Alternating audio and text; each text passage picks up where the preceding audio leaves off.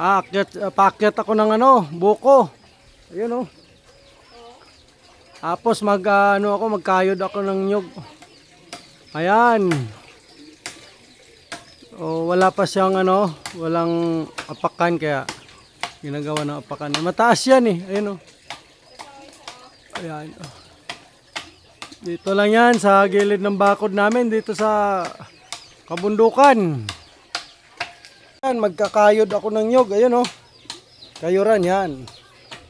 Para panggata doon sa gagataan yung dahon ng kamuting kahoy.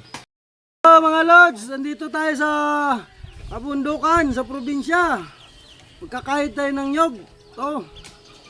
Yan, ganito. Ganito magkayod ng nyug. Tingnan nyo. Gawin natin panggata. Ayan. Inuuna muna pag nagkayod ka ng nyug. Inuuna yung gilid dito. Yan. Ito.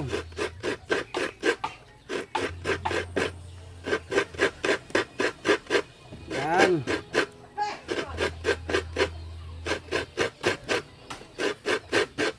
Kaya lang medyong nag-iingat-ingat ako kasi pag kinayod mo yung kamay mo, delikado.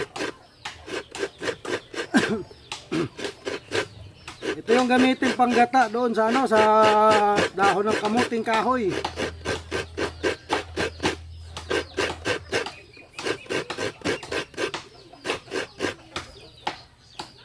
Yan.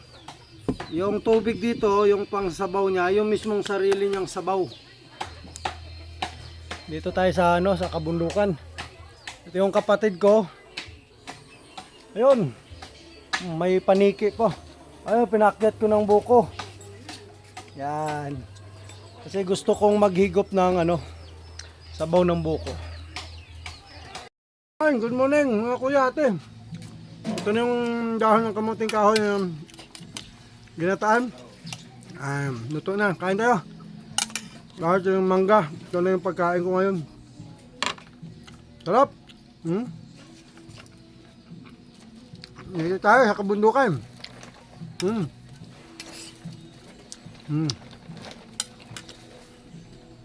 Salamat. Bye-bye.